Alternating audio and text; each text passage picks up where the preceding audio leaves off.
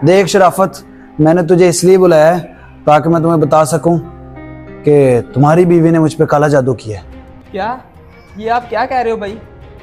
मैं सच कह रहा हूं, उसने मुझे मारने की कोशिश की है।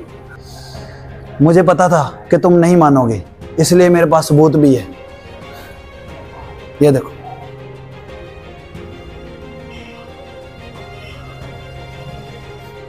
अब इस बाबे को तो पुलिस देख लेगी, लेकिन तुम्हारी बीवी को हम कुछ नहीं कहेंगे। तुम्हें चाहिए कि तुम उसे जाकर खुद समझाओ। ठीक है भाई, मैं चलता हूँ।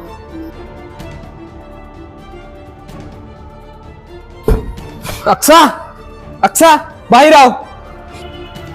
क्या हुआ है? मैं इधर ही हूँ, क्या बात करनी है? देखो, तुम कभी किसी बाबा के पास गई हो?